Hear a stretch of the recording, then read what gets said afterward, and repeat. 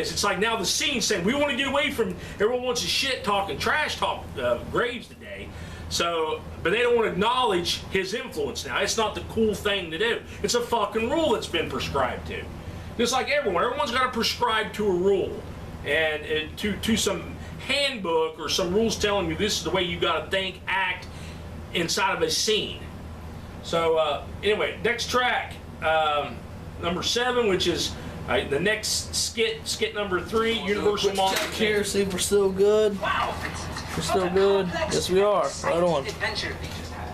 Yes, Dr. Herbert. It appears that in the span of a couple minutes, we've managed to read the entire handbook for the recently horror punk, become the most popular kids in high school, and went on to be the most popular horror punk band in history. Oh, and Bloodhawk von Bonenstein also joined the band.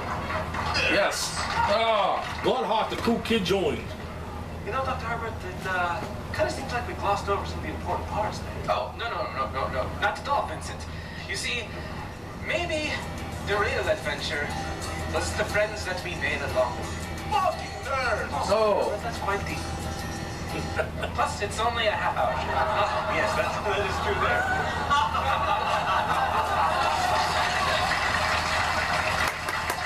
But you know, Dr. Herbert, before we close this chapter of the handbook, I say we write one of our own. Perhaps something for future students here at Transylvania High to read and learn from. Ah, yes. A word of warning so that newer bands don't fall into the same trappings as we did during our last song. Exactly, Dr. Herbert. All right, kids. I hope you're listening. Wow, Vincent. Okay. That's very interesting. You can see the progression of the Renfields. What did they just say? They acknowledge what the handbook did, their experiences from that. Now they're saying, we want to have other bands that come along, not to fall into the trappings and the bullshit we had to deal with. So we're going to add our own chapter to it. Maybe they can learn. The new bands that come along, they can learn something from it. Now, what is it that they learned? This next song, I take it, it's called Circle. This is the title of it, Circle of Fakes. This summarizes their lessons that they learned in the scene and the lesson they want to impart to the new bands and to the new ones that come along. So, Circle of Fakes.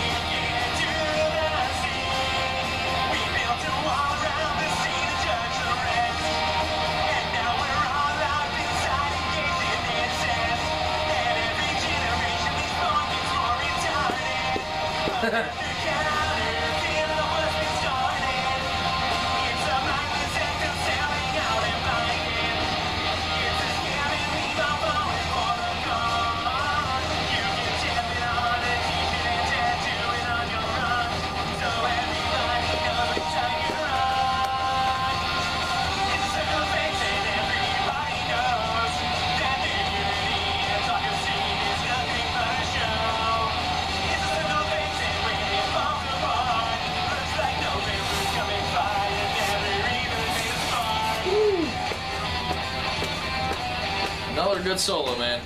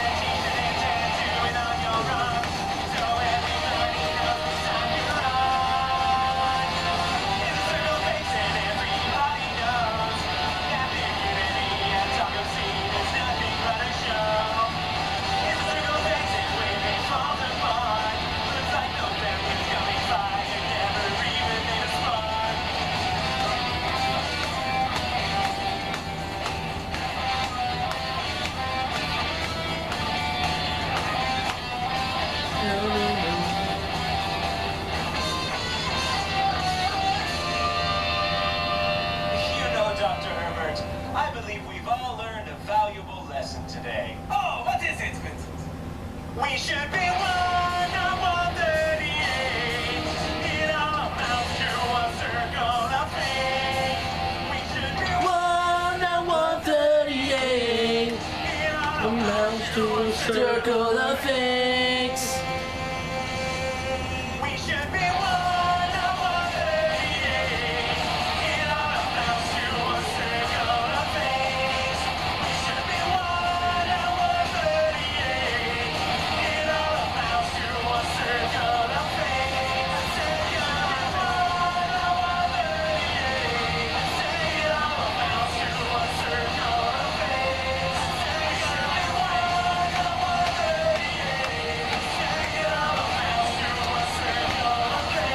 A circle of things. Boom. That's cool, man.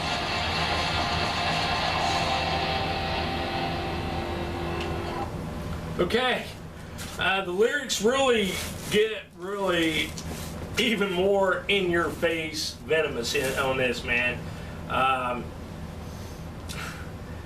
This is the legacy. This is their contribution to the handbook of the recently horror punk.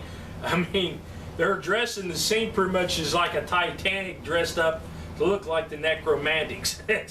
Yeah, pretty much. It's again calling it out on its bullshit than what's going on in the scene. They're addressing their experiences, what they have seen and witnessed and experienced in the scene, and it's not a good testimony. So we built a wall around the scene and judged the rest. Now we're all locked inside, engaged in incest. And every generation we spawn gets more retarded, a bastard counterfeit of what's been started. It's a mindless act of selling out and buying in. Like a scam, we're all falling for the con. But you can stamp it on a t-shirt and tattoo it on your arm so everybody knows what side you're on.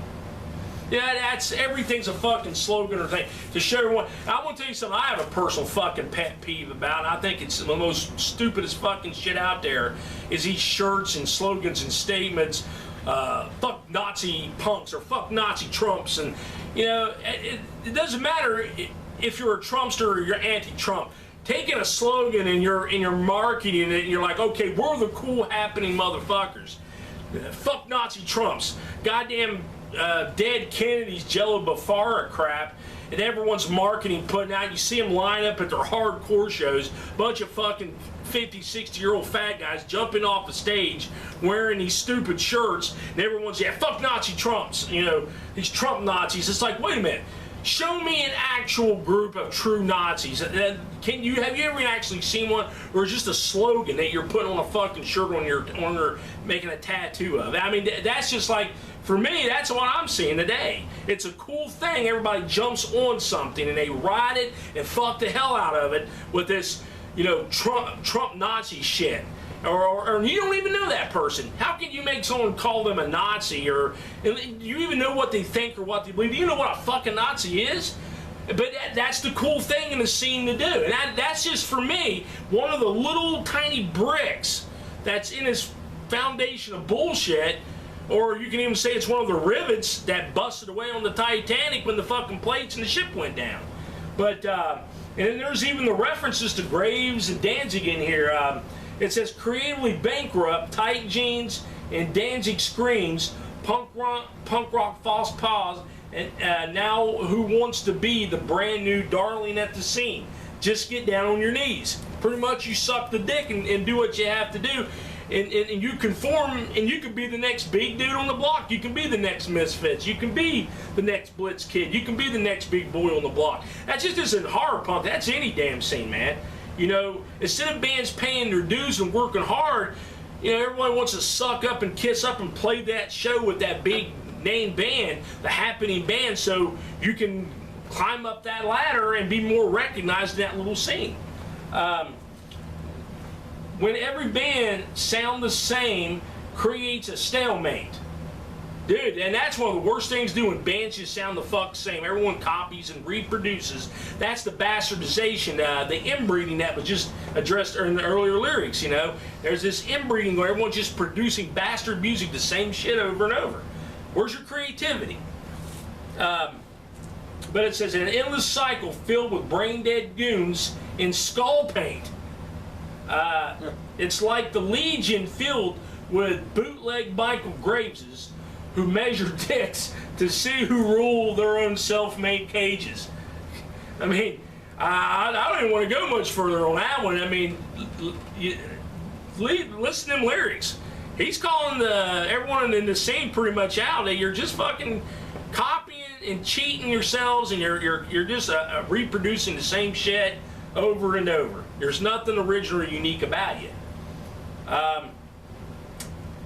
So it's like a circle of fakes, and everyone knows that their unity and their talk of scene is nothing but a show. Pretty strong shit, man. These lyrics it's not your mom and dad's Renfields. You can see some experiences. Yeah, you can see they have seen and experienced bullshit in the scene they don't like. And if you notice, most of the time the Renfields, when they played, they have not played with the big names in the hard punk scene. They're usually playing by themselves, or they played with other bands and other types of punk rock, or they play with, there's not really a whole lot of hard punk bands they play with. So anyway, let's go on to the next skit. Skit number 4, Cliffhanger.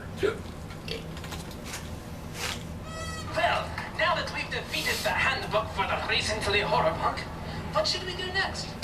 Let's drop out of Transylvania High, Dr. Herbert. Ah, yes, what an excellent idea. We'll ditch these phony accents. And these silly costumes. And then we can get new ones!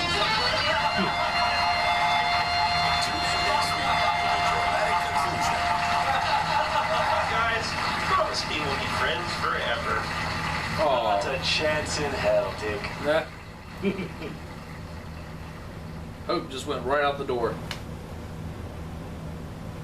Next time on Transylvania. Ooh. So you're getting a preview of the next episode. Next chapter. Next chapter. Dr. Herbert! What is it, Dick? I was cleaning out my locker, and I found this. Let me see that. The Necronomicon. Cliff notes for Battle 6. The Necromonicon. Legend had. Let's crack this thing open, shall we? I was a teenage Cthulhu cultist. Gotta watch out for that Necronomicon, man. So the handbook of the recent hard punk is they learned their lessons from it. They even contributed their own their own chapter to it.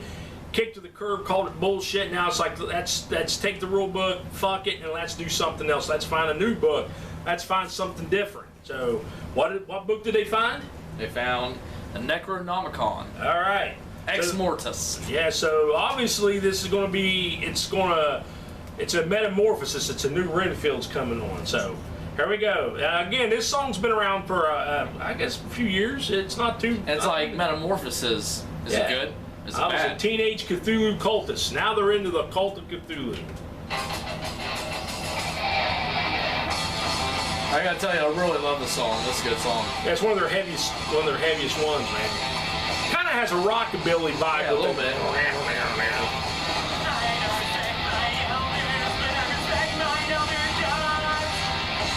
If I can't pronounce the words of the Necronomicon,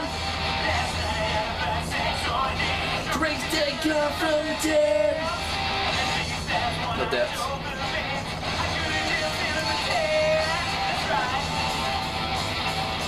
Wow.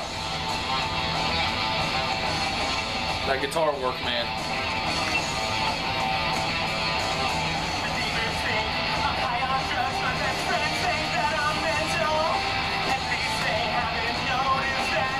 Started growing tentacles.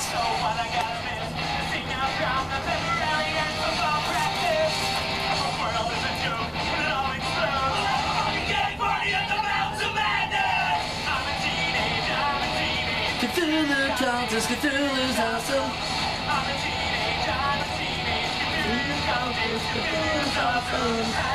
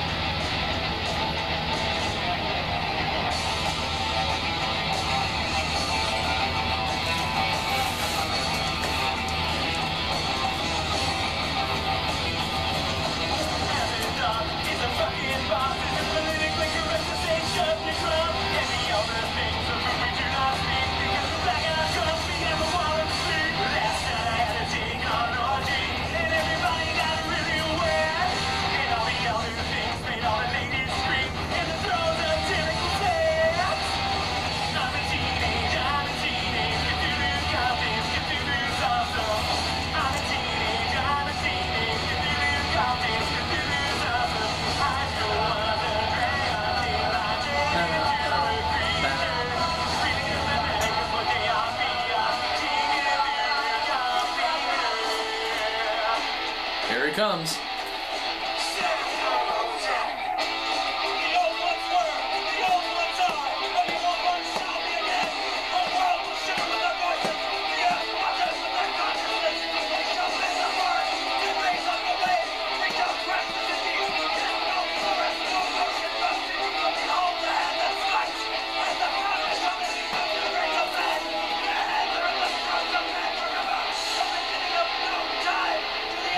Yo, he's speaking in tongues and shit, man.